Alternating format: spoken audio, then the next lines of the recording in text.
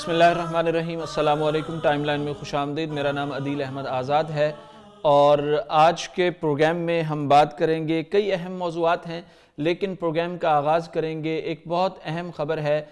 یکساں نصاب تعلیم کے حوالے سے۔ وفاقی وزیر تعلیم شفقت محمود نے ایک پریس کانفرنس سے خطاب کرتے ہوئے کہا ہے کہ ہم اگلے سال یعنی 2021 سے جنوری 2021 سے ہم یکساں نصاب تعلیم کا جو فارمولا انہوں نے بنایا تھا، جو اس کی سکیم بنائی تھی یا جو اس پر جو انہوں نے کام کیا تھا وہ مکمل ہو گیا ہے، اور 2021 سے یکساں نصاب تعلیم کا پہلا حصہ یعنی پرائمری تک اس کو ہم نافذ کرنے جا رہے ہیں۔ آلریڈی پاکستان میں 3-4 قسم کے نظام تعلیم ہیں، اردو میڈیم، انگلش میڈیم، اے لیول، او لیول اور پھر مدرسے کا ہمارے ہاں جو ایک سسٹم موجود ہے۔ تو اس سے جب طلبہ پڑھنے کے بعد سامنے آتے تھے تو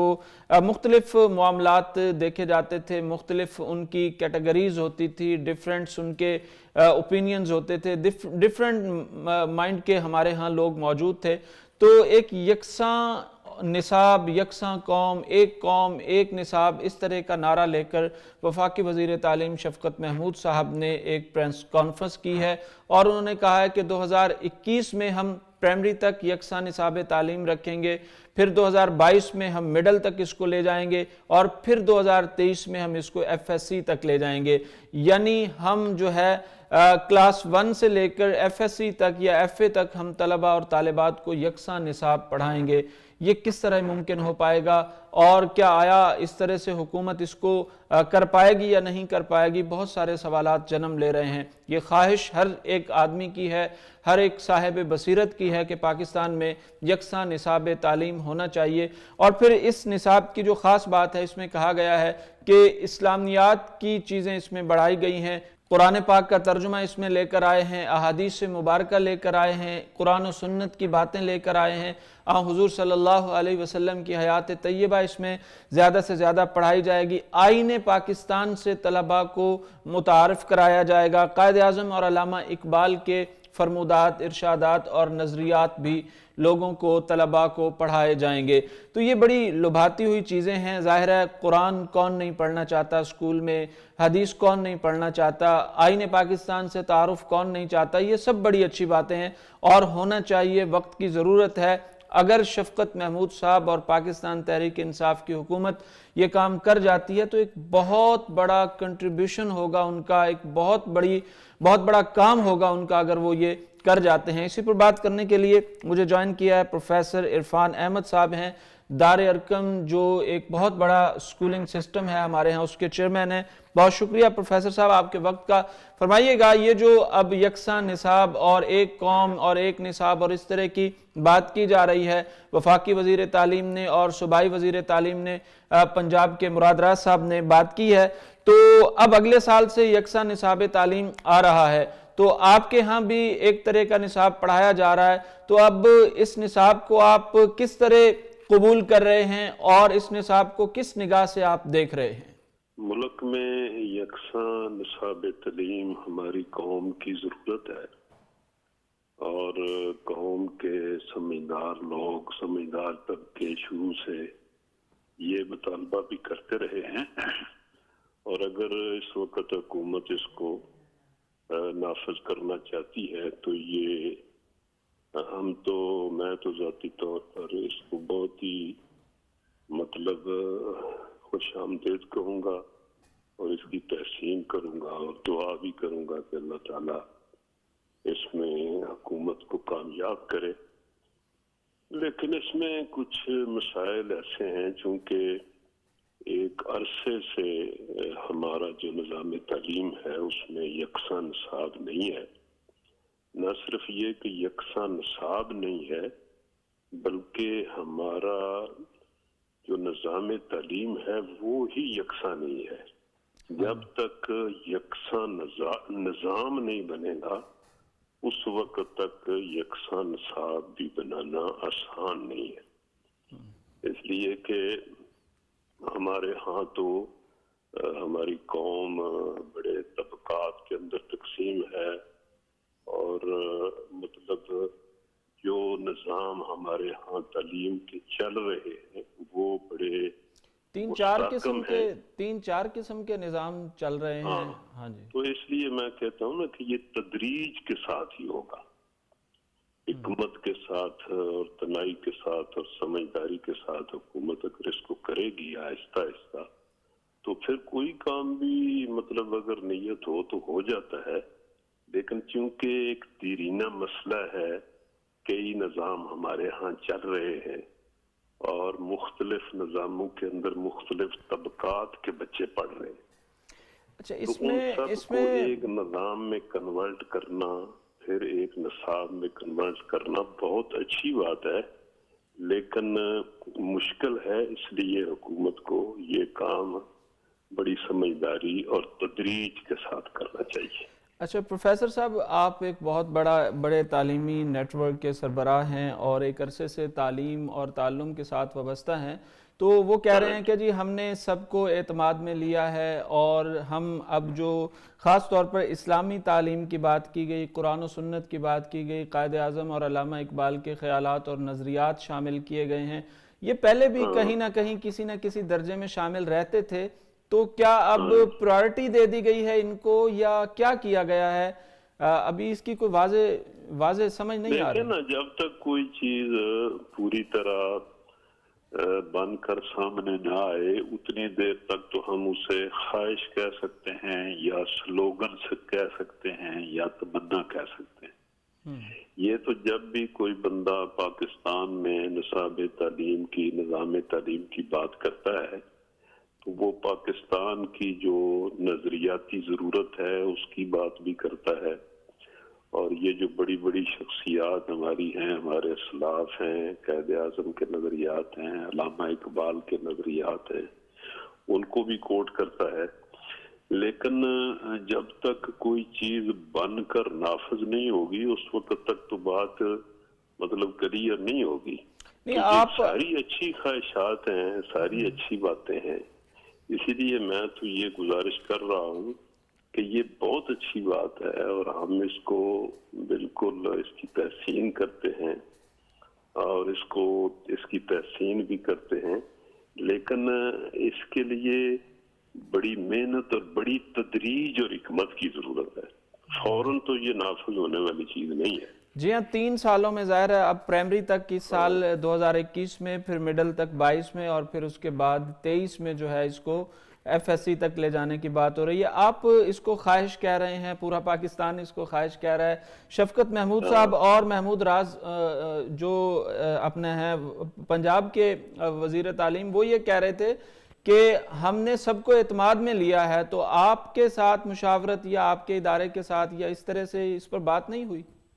نہیں، میرے ساتھ تو اس طرح براہ راست کوئی بات نہیں ہوئی، لیکن اس کے باوجود ہم اس کو سراہتے ہیں، یہ اچھی چیز ہے۔ اگر حکومت اس کو بڑا انقلابی طریقے سے 3-4 سالوں میں نافذ کر لے پھر بھی ہم تو اس پر خوشی کا اظہار ہی کریں گے، لیکن مطلب اب 70 سال سے ہمارے ہاں جو نظام تعلیم رائج ہیں ان میں بڑا فرق ہے۔ خود گورنمنٹ کا جو مطلب سرکل ہے ایجوکیشن کا، اس میں بالکل اور سسٹم چل رہا ہے، پرائیویٹ میں اور سسٹم چل رہا ہے، پھر نجی اداروں کے اندر آگے کئی قسمیں ہیں، تو ان سب کو مطلب فوراً اور جلدی تو ایک نظام میں نہیں لایا جا سکتا۔ تدریج کے ساتھ اگر اس کو کام کو کیا جائے، لوگوں کو سمجھا کر کیا جائے تو پھر یہ کام تو ہونا تو چاہیے۔ مطلب ہم ایک قوم بن تو تبھی سکتے ہیں جب ہماری جو نئی نسل ہے اس کو ایک ہی انداز سے ایجوکیٹ کیا جائے۔ بہت شکریہ جناب پروفیسر عرفان احمد صاحب۔ وہ کہہ رہے تھے جی خواہش ہے، تمنا ہے، اللہ کرے پوری ہو جائے، بہت اچھی بات ہے، یہ برسوں سے تمنا ہے لوگوں کی، تو اللہ کرے یہ معاملہ ایسا ہی ہو، آئین پاکستان، قرآن و سنت، قائد اعظم اور علامہ اقبال کے خیالات اور نظریات لوگوں کو پڑھائے جائیں۔ آپ سائنس بھی پڑھائیں، آپ اس میں میتھ بھی پڑھائیں، کیمسٹری بھی پڑھائیں، سب کچھ پڑھائیں، جتنے مضامین تاریخ، جغرافیہ، زبانیں، سب کچھ پڑھایا جائے، اور اس میں جو قرآن و سنت کی بات ہو رہی ہے یہ بھی ایک، لیکن نصاب اگر ایک ہو جائے گا تو یقیناً ہم کسی منزل تک پہنچنے کے لیے یکساں دماغ کے ساتھ سوچیں گے اور یکساں نصاب، ایک قوم ایک نصاب، بڑا اچھا نعرہ ہے، اللہ کرے یہ پورا ہو جائے اور ہم اس طرف آگے بڑھ سکیں۔ ایک اور بڑی اہم خبر ان دنوں ہمارے ہاں گردش کر رہی ہے، میڈیکل میں طلباء کے داخلے نہیں ہو سکے، کچھ کے ہوئے، ظاہر ہے جتنی سیٹس تھیں اور اس میں کمپٹیشن تھا اور جتنے لوگوں نے آنا تھا وہ آ گئے، باقی جو رہ گئے ہیں، کوئی کھانا نہیں کھا رہا، کوئی رو رہا ہے، کوئی خودکشیوں کی طرف بڑھ رہا ہے، مستقبل تاریک دیکھ رہا ہے، تو یہ اس طرح سے مستقبل تاریک نہیں ہوا کرتا۔ اگر سب نے ہی ڈاکٹرز بننا ہوتا تو آج پاکستان میں سارے ڈاکٹر ہوتے۔ اگر نہیں ہو سکا تو آپ اس کو دوبارہ کر لیجئے، اگر نہیں ہو سکا پھر کر لیجئے، اگر یہ بار بار کرنے سے بھی نہیں ہو رہا تو آپ اپنا ذرا ہدف بدلیے، آپ اپنا مائنڈ چینج کیجئے، آپ کو کسی اور مقصد کے لیے اللہ نے بنایا ہے، اس مقصد کی طرف جائیے۔ اب یہ خودکشیوں کی باتیں آ رہی ہیں کہ میڈیکل میں طلباء کے ایڈمیشن نہیں ہو سکے، رو رو کے برے حال ہیں، کھانا نہیں کھا رہے، پریشان ہیں اور معاملات دیگر گوں ہیں۔ ایسا نہیں ہے، آپ نے ٹرائی کی، کوشش کی، خواب تھا، خواہش تھی، تمنا تھی، بننا چاہتے تھے ڈاکٹر، اب اگر اس طرف نہیں جا پا رہے تو معاشرے میں اور بھی بڑی فیلڈز ہیں، اور بھی بڑے کام ہیں اور بھی بڑے نام ہیں، یعنی ڈاکٹر سے بھی بڑے جو ہے وہ لوگ موجود ہیں اور کام کر رہے ہیں دنیا میں، انسانیت کی بھلائی کا کام کر رہے ہیں۔ آپ علم دین کی طرف آئیے، آپ نے میڈیکل میں ابتدائی طور پر جو سوجھ بوجھ حاصل کی ہے اس کو بھی آگے بڑھائیے، آپ تعلیم حاصل کیجئے، آپ جغرافیہ پڑھیے، آپ ہسٹری پڑھیے، آپ لینگویجز کی طرف آئیے، آپ انجینئرنگ کی طرف جا سکتے ہیں، آپ اور کسی طرف جا سکتے ہیں، لیکن یہ جو بہت بڑا گفٹ ہے زندگی کا، اس کو صرف اس لیے ختم کر دینا کہ جناب میڈیکل میں ایڈمیشن نہیں ہو سکا تو ہم خودکشی کر لیں گے اور یہ کچھ کر لیں گے، یہ اللہ کی دی ہوئی اس امانت میں خیانت تو ہوگی ہی، اللہ کی رحمت سے بھی محرومی ہوگی۔ خسرت دنیا والآخرہ، دنیا بھی برباد ہو گئی، آخرت بھی برباد ہو جائے گی۔ تو اپنے آپ کو جو ہے اپنے پوٹینشل کو ضائع نہ کریں، اپنا جو آپ کے پاس اللہ نے صلاحیتیں عطا کی ہیں ان کو ضائع نہ کریں، ان کو حوصلوں کو مضبوط کریں اور کسی ایسی فیلڈ کا آپ رخ کریں جس کا انسانیت کو بھی فائدہ ہو اور آپ کو بھی فائدہ ہو، دنیا میں بھی فائدہ ہو اور آخرت میں بھی فائدہ ہو۔ ایک وقفہ لیتے ہیں، وقفے کے بعد ایک اور اہم موضوع ہے اس پر بات کریں گے، ایک شارٹ بریک۔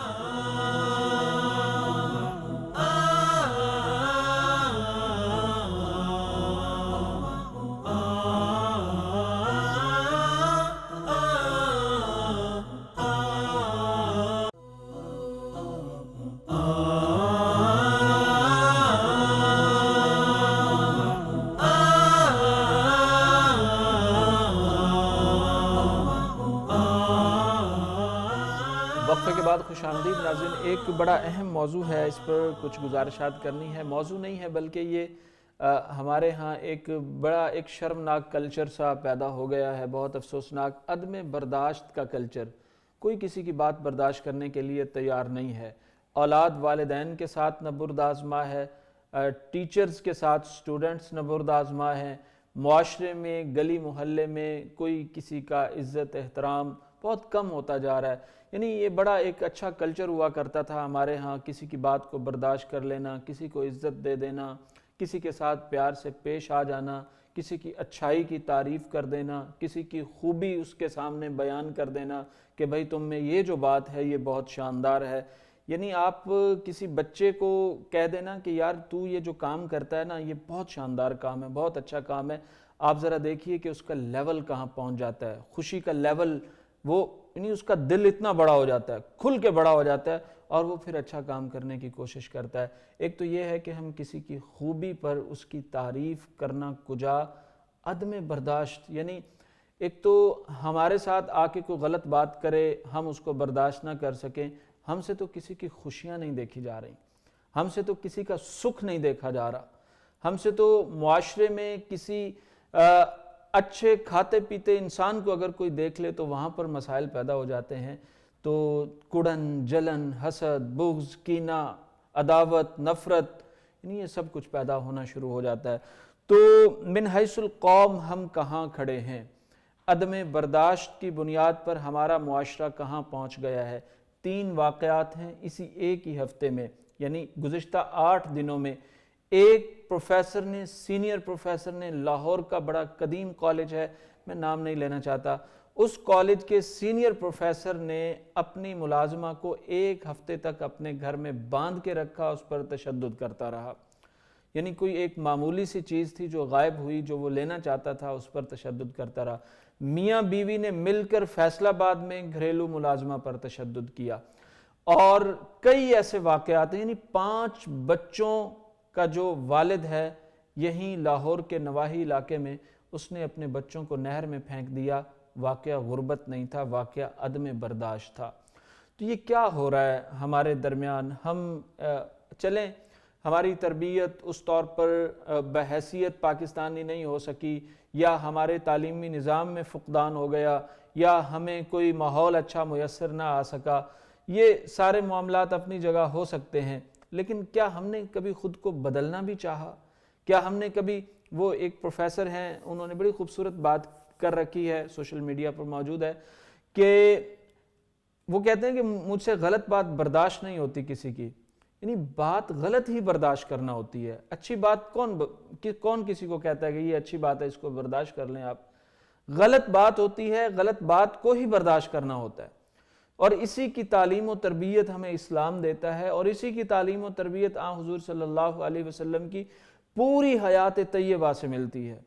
یعنی مکی دور کا ہر لمحہ آزمائش سے، مصائب سے، پریشانیوں سے، آلام سے، دکھوں سے، پتھروں سے، گالیوں سے، دشناموں سے، اوجریوں سے، تشدد سے بھری ہوئی ہے، لیکن سب کچھ میرے رسول نے برداشت کیا ہے۔ اور پھر اس کے بعد مدنی زندگی ہے، یا جہاں پر تزکیہ، تصفیہ، ایڈمنسٹریشن، نظام، سسٹم، کلچر، جہاد، عدالت، قضات، سب کچھ چل رہا ہے، وہیں پر حضور صلی اللہ علیہ وسلم برداشت کی بہت بڑی مثال دنیا کو پیش کر رہے ہیں۔ تم میں سے سب سے اچھا وہ ہے جو اخلاق والا ہے، تم میں سے سب سے اچھا وہ ہے جو گھر والوں کے ساتھ اچھا ہے، تم میں سے سب سے اچھا وہ ہے جس کی عادات اچھی ہیں، تم میں سے سب سے اچھا وہ ہے جو اپنے اہل و عیال کے ساتھ اچھا ہے۔ یہ ارشادات نبوی ہیں صلی اللہ علیہ وسلم، یہ میرے لیے ہیں، آپ کے لیے ہیں۔ اور اگر انہی سے ہمیں روشنی نہ ملے، یعنی سیکھنے کے لیے، عمل کرنے کے لیے ہمارے پاس نبی اکرم صلی اللہ علیہ وسلم کی حیات طیبہ سے بڑی مثال کوئی نہیں ہے، کوئی موجود ہی نہیں ہے۔ اور ہماری صورتحال یہ ہے کہ ہم تحقیر کرتے ہیں، تذلیل کرتے ہیں، گالیاں دیتے ہیں، بہتان باندھتے ہیں۔ اگر میری باتیں آپ کو عجیب و غریب لگ رہی ہوں، اس ٹی وی اسکرین سے ہٹیے، کوئی نیوز چینل لگائیے اور کسی ٹاک شو کا مشاہدہ کیجئے۔ دیکھیے 2 سیاسی پارٹیوں کے لوگ بیٹھے ہوں گے، 3 سیاسی پارٹیوں کے لوگ بیٹھے ہوں گے، 4 سیاسی پارٹیوں کے ترجمان بیٹھے ہوں گے، کس طرح وہ ایک دوسرے کی تذلیل کر رہے ہیں، تحقیر کر رہے ہیں، جھوٹ، غیر مصدقہ باتوں پر، یعنی ان باتوں کی تصدیق نہیں ہوئی ہوتی، سنی سنائی باتوں پر اپنے لیڈرز کی تعریف ہو رہی ہے، دوسرے کے لیڈرز کی تحقیر اور تذلیل ہو رہی ہے، بہتان بازیاں ہیں، گالیاں ہیں، سب کچھ ہے۔ یعنی یہ اوورآل عدم برداشت کا کلچر پوری دنیا میں ہر جگہ موجود ہے، لیکن ہمارے معاشرے میں اب یہ بڑھتا چلا جا رہا ہے۔ تو برداشت کرنا سیکھیے، پریشر کو برداشت کرنا سیکھیے۔ آپ مقروض ہیں، قرض آ گیا ہے، بہت مشکل پیش آ گئی ہے، اس پریشر میں آپ جئیں گے، اس پریشر میں آپ راستے تلاش کریں گے، اس پریشر میں اسباب اور وسائل تلاش کریں گے، اور اللہ سے مدد مانگیں گے، اپنی صلاحیتوں کو، اپنے ٹیلنٹ کو بروئے کار لائیں گے، تو اللہ آپ کو راستے بھی دکھا دے گا۔ اور اسی طرح آپ کے ہاں دیگر مسائل پیدا ہو گئے ہیں، ملازمت نہیں ہے، مقروض ہیں، گھر کے معاملات نہیں چل رہے، اولاد نافرمان ہو گئی ہے، دیگر بہت ساری آزمائشیں، یہ دنیا ہے، یہ اسی طرح اس نے چلنا ہے۔ اس میں آپ نے کامیاب ہونا ہے۔ اگر اس میں آپ ناکام ہو گئے تو آپ رسول اللہ کے امتی وہ نہیں ہیں جو آپ کو بنانے کے لیے رسول اکرم صلی اللہ علیہ وسلم آئے تھے۔ یعنی حضور صلی اللہ علیہ وسلم کی حیات طیبہ دیکھیے، کون سا دکھ ہے جو آپ کی زندگی میں نہیں ہے، کون سی وہ پریشانی ہے جس کو حضور صلی اللہ علیہ وسلم نے فیس نہیں کیا، کون سے وہ مصائب ہیں جن کا سامنا رسالت مآب صلی اللہ علیہ وسلم نے نہیں کیا، کون سی وہ گالی ہے جو حضور اکرم کی طرف آئی اور آپ نے اس گالی کا جواب گالی میں دیا۔ یعنی برداشت کی انتہا ہے، کوہ گراں ہیں رسالت مآب صلی اللہ علیہ وسلم برداشت کے، اور میرے اور آپ کے امام اور پیشوا ہیں، دنیا کے بھی امام ہیں، آخرت کے بھی امام ہیں، کل جہانوں کے امام ہیں، اور ہم ان سے کیا رہنمائی لے رہے ہیں؟ آج اگر میں پریشان ہوں، مقروض ہوں، پریشان حال ہوں، کوئی معاملات بہتر نہیں ہو رہے، کوئی خوشی کی خبر نہیں آ رہی، ایک تنگی داماں ہے، دل گھٹا جا رہا ہے، دماغ معاوف ہو رہا ہے، وسائل ختم ہو رہے ہیں، آج دنیا سکڑ رہی ہے اس کے لیے، تو آپ کے لیے سب سے بڑی روشنی رسالت مآب صلی اللہ علیہ وسلم کی ذات مبارکہ ہے، رسالت مآب صلی اللہ علیہ وسلم کی حیات طیبہ ہے۔ کہیں بیٹیوں کو تیر لگ رہے ہیں، کہیں بچپن میں ابراہیم فوت ہو رہے ہیں، کہیں طاہر طیب دنیا سے جا رہے ہیں، کہیں بلال کو تکلیفیں پہنچ رہی ہیں، کہیں آل یاسر کی قربانیاں ہیں، کہیں رسول اکرم صلی اللہ علیہ وسلم کے خانوادے پر ٹوٹنے والے مظالم ہیں، اور کہیں آپ کے صحابہ کی جانیں جا رہی ہیں، کہیں گالیوں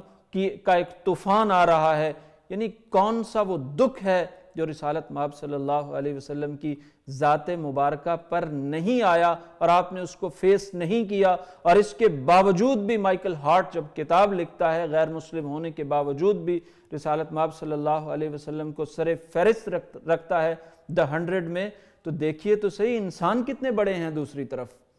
اللہ نے ختم نبوت دے دی، اللہ نے انبیاء کے سردار بنا دیا، اللہ نے کل جہانوں کی امامت عطا فرما دی، الگ بات ہے۔ ذرا دیکھیے کہ وہ انسانیت کتنی بڑی ہے کہ جو فیس کر کے کھڑے ہیں سب کچھ،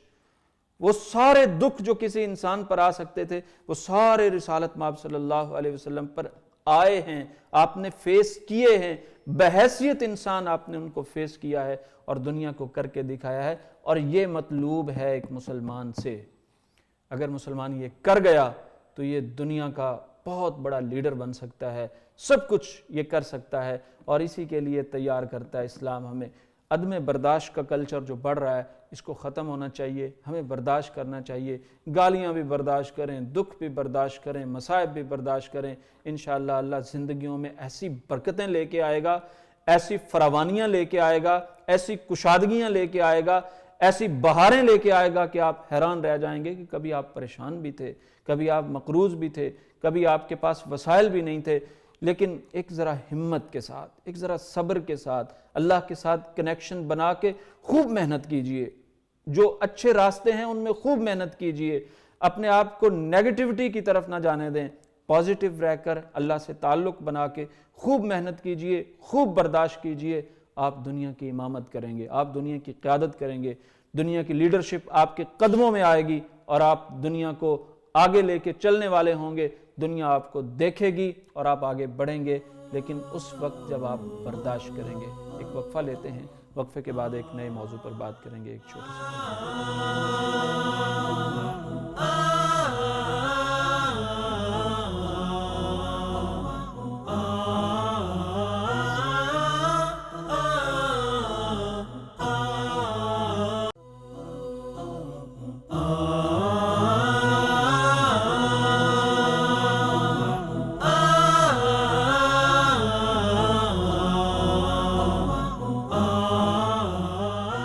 وقفے کے بعد خوش آمدید ناظرین، ایک بڑی اہم خبر مقبوضہ بیت المقدس سے آئی ہے۔ ایک طرف پوری دنیا کرونا کر رہی ہے، کرونا ویکسین کی بات ہو رہی ہے، اس کی مختلف تھیوریز سامنے آ رہی ہیں، اور پھر کئی ممالک نے اب اسرائیل کو تسلیم کر لیا ہے، یہ بحث دنیا میں چل رہی ہے۔ 6 عرب ممالک نے اسرائیل کو تسلیم کر لیا ہے، لیکن سعودی عرب اور پاکستان نے تاحال تسلیم نہیں کیا، سفارتی تعلقات قائم نہیں کیے۔ تو اب معاملہ یہ ہے کہ ایک طرف سفارتی تعلقات کی بات ہو رہی ہے، ایک طرف کرونا کی بات ہو رہی ہے، کرونا ویکسین کا سلسلہ چل رہا ہے، گزشتہ تقریباً 1 سال سے یہ سارا مسئلہ دنیا میں پھیلا ہوا ہے، یقیناً وبا ہے اور پھیل رہی ہے، اور اس کا علاج اور یہ معاملات اور لوگوں کی اموات سب کچھ ہو رہا ہے۔ تقریباً 7 کروڑ سے زیادہ لوگ اس سے متاثر ہو چکے ہیں اور لاکھوں میں پوری دنیا میں اموات ہو چکی ہیں۔ پاکستان اس سے متاثر ہوا، پوری دنیا اس سے متاثر ہوئی۔ دوسری طرف مسجد اقصیٰ کے اطراف میں بہت افسوسناک گھناؤنا کھیل کھیلا جا رہا ہے۔ فخری ابو دیاب ایک کھدائیوں کے حوالے سے اور یہودی آباد کاریوں کے حوالے سے مختص ایک صحافی ہیں اور اس حوالے سے خاصا تجربہ رکھتے ہیں، القدس میں رہتے ہیں، یروشلم میں، جسے القدس اصل نام ہے اس کا مقبوضہ بیت المقدس بھی کہا جاتا ہے، تو وہاں پر یہ رہتے ہیں اور یہ نگاہ رکھتے ہیں کہ کہاں کھدائیاں ہو رہی ہیں، کہاں یہودیوں کو آباد کیا جا رہا ہے، اور اس حوالے سے دنیا میں یہ رپورٹس دیتے رہتے ہیں۔ ان کی اب حالیہ رپورٹ آئی ہے گزشتہ دنوں ہمارے سامنے، جس میں انہوں نے کہا ہے کہ مسجد اقصیٰ کے اطراف میں اسرائیل کی العاد نامی تنظیم نے خطرناک کھدائیوں کا آغاز کیا ہے۔ ابو دیاب کا کہنا ہے کہ حالیہ ایام میں عین العذراء کے مقام پر باب رحمت میں مسجد اقصیٰ کی مشرقی دیوار کے نیچے 100 سے 150 میٹر کے فاصلے پر نئی کھدائیاں شروع کی گئی ہیں۔ اب کھدائیوں کی صورتحال یہ ہے کہ یہ ایک سرنگ کی شکل اختیار کرتی جا رہی ہیں اور یہ مسجد اقصیٰ کی مشرقی دیوار کی بنیادوں کے قریب ہیں، اور خطرہ ہے کہ مسجد اقصیٰ کی جو مشرقی دیواریں ہیں وہ کہیں گر نہ جائیں۔ تو وہاں پر یہ کیا ہو رہا ہے کہ مسجد اقصیٰ کے اطراف میں سرنگیں کھودی جا رہی ہیں، وہاں پر دیواروں کو گرایا جا رہا ہے، اور سینکڑوں کی تعداد میں مسلمانوں کے گھروں کو مسمار کیا جا رہا ہے، اور دوسری طرف پینگیں بڑھائی جا رہی ہیں، مسلم ممالک کے ساتھ سفارتی تعلقات قائم کرنے کی باتیں کی جا رہی ہیں۔ اب تک گزشتہ 2 ہفتوں کے دوران تقریباً 52 فلسطینی مکانات مسمار ہو گئے ہیں، اور رپورٹ کے مطابق 67 افراد کو پکڑ لیا گیا ہے، اور 860 افراد صرف 2 ہفتوں کے دوران ان تمام واقعات سے متاثر ہوئے ہیں۔ جن کے گھر مسمار ہوئے ہیں وہ باہر آ گئے ہیں، اب ان کے پاس رہنے کے لیے کچھ نہیں ہے۔ مسجد اقصیٰ کے جو اطراف ہیں وہاں پر کھدائی کی گئی ہے، ہیکل سلیمانی کی جستجو میں وہ یہ سب کچھ کر رہے ہیں، اور مسلمانوں کی جو یہ تاریخی مسجد ہے، تیسرا حرم ہے، یہاں پر اس طرح کی شرمناک حرکتیں ہو رہی ہیں۔ اور دوسری طرف عالم اسلام میں ایک اور بحث جاری ہے کہ اسرائیل کو تسلیم کر لینے میں کیا حرج ہے۔ اسرائیل غاصب ہے، فلسطینیوں کا قاتل ہے، اسرائیل غاصب ہے، مسجد اقصیٰ پر اس نے قبضہ کر رکھا ہے، مسلم بیٹیوں کا قاتل ہے، مسلمانوں کے گھروں کو تباہ کرنے والا ہے، اور ساتھ ہی ساتھ جو ایک بہت بڑی بات ہے کہ قرآن پاک ہمیں کہتا ہے لا تتخذوا اليہود والنصارى اولیاء بعضهم اولیاء بعض، کہ یہ آپس میں ایک دوسرے کے دوست ہو سکتے ہیں، یہود و نصارہ، مسلمانوں کے دوست نہیں ہو سکتے۔ مسلمانوں کو ان سے دوستیاں نہیں کرنی چاہیے۔ ایک بہت بڑی خبر چل رہی ہے، اب بات ہو رہی ہے کہ پاکستان کے کچھ آفیشلز نے بھی دورہ کیا ہے یروشلم کا، یا دورہ کیا ہے اسرائیل کا۔ ان میں کئی علماء کا نام بھی آ رہا ہے اور کئی دیگر لوگوں کا بھی آ رہا ہے، لیکن اس کی تردید حکومت کی طرف سے سامنے آ رہی ہے کہ ہماری طرف سے کسی نے دورہ نہیں کیا، اور سعودی آفیشلز بھی اس کی تردید کر رہے ہیں۔ لیکن یہ چیمیں گوئیاں اور یہ باتیں بہرحال پھیلائی جا رہی ہیں، لوگوں میں ایک تشویش پیدا کی جا رہی ہے کہ شاید بعض لوگوں نے اسرائیل کو تسلیم کر لیا ہے۔ 6 عرب ممالک نے اسرائیل کو تسلیم کر لیا ہے۔ مصر نے تسلیم کر رکھا ہے، متحدہ عرب امارات نے تسلیم کر رکھا ہے، ترکی نے آلریڈی پہلے سے تسلیم کر رکھا ہے، ایران ایک بار تسلیم کر کے انقلاب کے بعد مکر گیا ہے، اب اس نے تسلیم نہیں کیا، پھر اس کے بعد بحرین نے تسلیم کیا ہے، UAE نے تسلیم کیا ہے، اور اب مراکش نے تسلیم کر لیا ہے۔ تو کئی مسلم ممالک نے اس کو تسلیم کر لیا ہے، اس کے ساتھ سفارتی تعلقات قائم کر لیے ہیں، لیکن وہ یہ کہتے ہیں جنہوں نے تسلیم کیا ہے کہ ہم فلسطین کے معاملے میں فلسطینیوں کے ساتھ ہیں، اور جو حصہ جو رقبہ فلسطین کا بنتا ہے وہ فلسطین کو ملنا چاہیے۔ اب اگر آپ نقشہ اٹھا کے دیکھ لیں، آج سے 50 سال پہلے کا، 60 سال پہلے کا، یہ جب یہ تقسیم ہوئی، فلسطین اس وقت بہت بڑا ملک تھا، اسرائیل چھوٹا سا بچہ ہوا کرتا تھا، اور اب آج کا نقشہ دیکھ لیجئے، فلسطین چھوٹا سا بچہ رہ گیا ہے اور اسرائیل بہت بڑا پہلوان بن گیا ہے۔ وہ گولان کی پہاڑیاں بھی ہتھیا لے گیا، وہ شام سیریا کا بہت سارا علاقہ بھی ہتھیا لے گیا، وہ مشرقی غزہ میں اردن جارڈن کے کئی علاقے ہتھیا لے گیا، سارا فلسطین ہڑپ کر گیا۔ تو یہ صورتحال ہے وہاں پر مسلمانوں کی۔ مسجد اقصیٰ مسلمانوں کا دل ہے، مسلمانوں کا تیسرا حرم ہے۔ میرے نبی نے شب معراج یہاں پر قیام فرمایا ہے، نماز پڑھی ہے، انبیاء کا وطن ہے۔ امام کعبہ کے خطبے کی میں ٹرانسلیشن دیکھ رہا تھا، جس میں انہوں نے کیا رکھا تھا کہ یہاں انبیاء کی خوشبو آتی ہے، یہاں پتوں سے، ذرات سے، پہاڑوں سے، پتھروں سے، اشجار سے، راستوں سے انبیاء کی خوشبو آتی ہے، یہ انبیاء کا وطن ہے، یہ میرے رسول کی شب معراج کی قیام گاہ ہے، یہاں مسجد اقصیٰ ہے، یہاں پر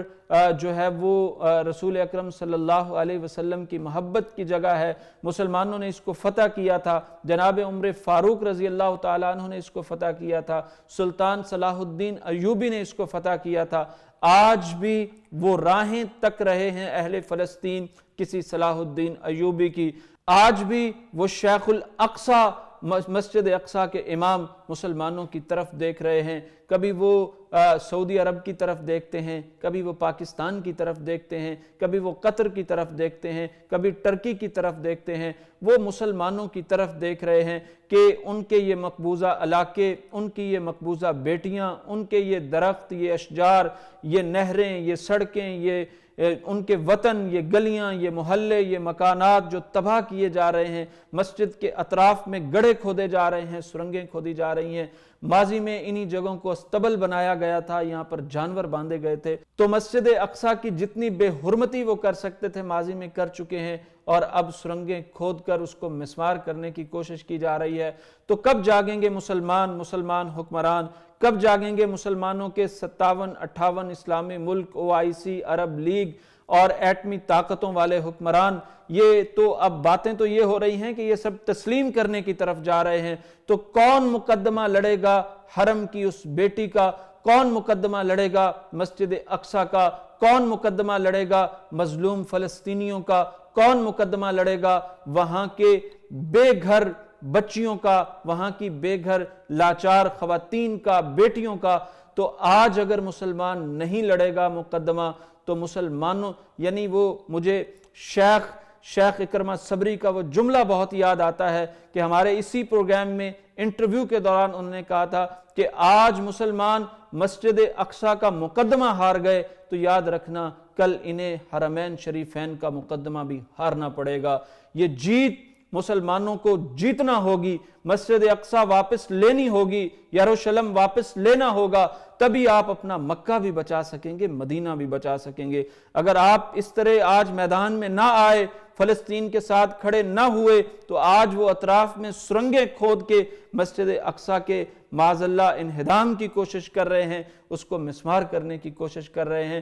تو کل وہ ہاتھ آپ کے مکہ اور مدینہ کی طرف بھی بڑھ سکتے ہیں، کل وہ ہاتھ آپ کے علاقوں کی طرف بھی بڑھ سکتے ہیں، اور کل وہ ہاتھ مسلمانوں کی سپر طاقتوں کی طرف بھی بڑھ سکتے ہیں۔ تو ایسے میں ہمیں اپنے مسلمانوں کے ساتھ، اہل فلسطین کے ساتھ دامے درمے قدمے سخنے ہر انداز سے کھڑا ہونا چاہیے، ہمیں اسرائیل کی حمایت سے دستبردار ہونا چاہیے، اور مظلوموں کے ساتھ، مسلمانوں کے ساتھ، وارثوں کے ساتھ، حقیقی وارثوں کے ساتھ، مسجد اقصیٰ کے محافظوں کے ساتھ کھڑا ہونا چاہیے۔ اگلے پروگرام تک کے لیے مجھے اور پروڈکشن ٹیم کو اجازت دیجیے۔ اللہ حافظ۔